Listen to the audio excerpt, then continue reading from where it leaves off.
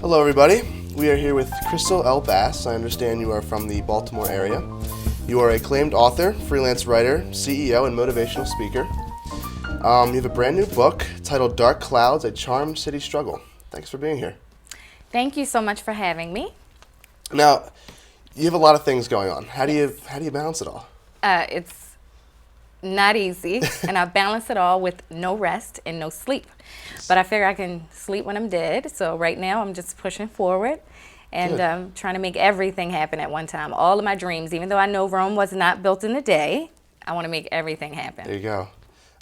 Can you tell us a little bit more about your book? I mean, the cover is very vivid, very descriptive. What does it all mean? Well, we have a lot of things going on there. And the biggest thing about it is that I did a lot of research just to see what old school things were and what we needed to bring back in literature. And the biggest thing is that, I don't know if you can tell, but it is a mosaic. So that is hundreds of pieces, thousands of pieces of magazines that are all put together. It's a Romare Bearden style, old school style. You know, Right. I didn't want a cover where you're just going to see a woman there with baby old legs and doing a nice sexy pose. So this is a family struggle. So it's an illustration of a family struggle, and as you see those dark clouds, this is just depicts what's going to go on in the story. Yeah, it's looming over the entire... Yes. So, do you feel a lot of people, especially like young teens, can really relate to the story? Yes, certainly.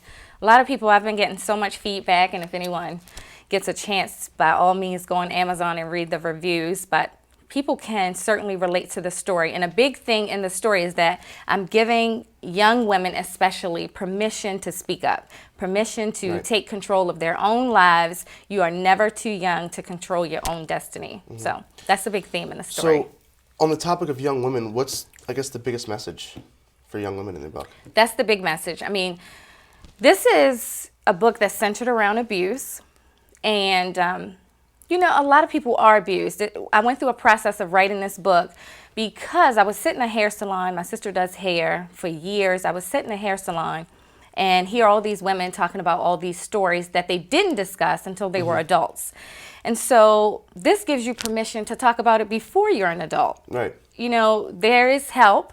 There are counselors at schools. I mean, this is the type of thing that I just want the message to get out, that we, no matter how old we are, we can be a victor and not a victim. That's good because, I mean, a lot of kids, especially our age, don't want to talk about that kind of stuff. I mean, it's hard to really open up, especially when you're being judged by your peers and things like that. So that's amazing. That's great. So what was the process like in creating your book? Well, it was a very long process and it was not easy. I will not say it was easy, but I started writing the book just because I felt like it was some kind of healing for myself. So I would start writing, put it under the bed, start writing, put it under the bed, you know, that kind of thing. But like I said, when I would go out and hear all these women talking about their stories, it just propelled me to want to do it. Now, in the course of going to school, being a mother, leaving here, going to LA, doing other things, it was kind of put on the back burner. When I came back to Baltimore, I went back to school and I used what I already had as a short story for a project. And then I had a professor who really pushed and encouraged me to finish it because he felt that it was good and it was a great story to tell. You said you put it on the back burner, so was it, like, how long, like, did you initially always want to write this book, or was there something else that you wanted to do before that, before writing, I guess?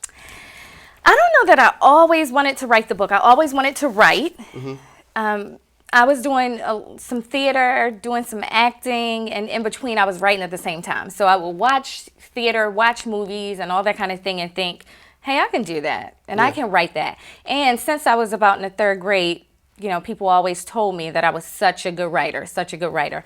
And initially, you know, I didn't pay attention to the writing part. I wanted to do theater. I did that all through high school and college. I danced, did theater, and I thought I would be a pediatrician. And for those who read the book, you'll see the dedication to my dad is just saying to him that I hope he's still proud of me in spite of me not being a pediatrician now. So you made the jump. You're not a pediatrician. You're obviously actor, a whole bunch of different things in the entertainment industry. I mean, it's awesome. You went to California. What was the motivation behind that? Well, I was offered a job to come to California and finish working on Enemy of the State. That was filmed here in Wow. 1998. And so I was offered a position there. So I just picked up, left, and went. And from there, I just started working there. And I worked there in the business for about 5 years. Wow, that's amazing. It was very nice. And then I guess when did you start your publication? You have your own publication. Yes. When did you start that, and what was the motivation behind starting that? Why did you want to get out there? And Well, I started it with Dark Clouds. When I bought that out, I decided to release it under my own company because working in California for so long and working so much on behind the scenes, choreography, everything, I just felt like I wanted to do my project my way. So I decided to release it myself. It will be a play in the future. It will be a movie in the future. And I want to do it my way. So I just great. didn't want any publisher telling me what to do and how to do it. Edit this, edit that, take this out, take that out. I just want to do it my own way with the experience that I've gained. that's great. That's awesome. Thank you. So I guess would you consider Baltimore your source of inspiration? I would, especially for this book. I mean, Baltimore is, of course, it's very near and dear to me. Yeah. And I would like to change some of the culture here one by one. I know I can't do it all, but I say in a lot of my interviews that Baltimore went from the city that reads to the city that bleeds. So I just really, really, really am big on giving back here first.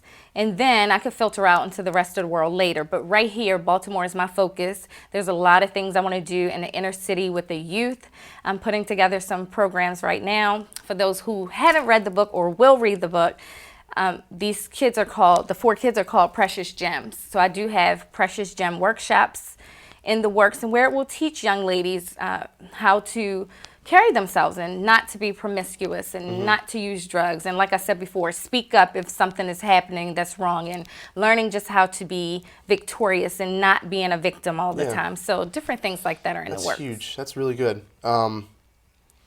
So you have a sequel, or you're thinking about a sequel. Yes. Can you give us any insight on the sequel, or? Well, I can. The sequel is by popular demand.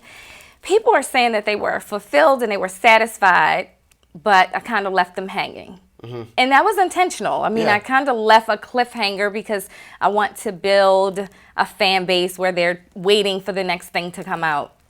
So the sequel is, of course, it's going to be a continuation of this, and it's going to be very nice. Nice. Cool. So I'm excited about it. Very cool. The biggest challenge is just finding time to finish it. Yeah. Yeah. Well, you have a lot of stuff going on. Yes. So my last question is, with the new era, the new technology era, how does that affect you with the Kindle, the iPad? Are you going to eventually make your way into getting onto these certain new devices, or? I am working on that now. However, I do like having something tangible in my hand. The legacy that I build, I would like to be able to have something in print on paper that I can hand down to my children. Well, one child, but grandchildren.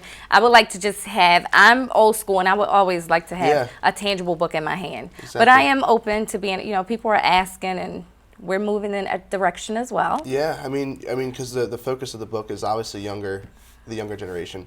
Well, it's for the whole family. Yeah. It's a family cool. novel. So Awesome. speaking on that note of it being for the whole family, this book does contain profanity, but there's a second edition that's coming out with no profanity that will be targeted to younger than teens. Okay. Teens can read this now. It's nothing that a teen can't read, but I also want to get younger girls to read it as well. Yeah, So it's there will be a important. second edition coming soon. So where can we find more information about your publication, and where can your fans buy the book? Well, you can find more information on the website, of course, at www.crystalclearpublications.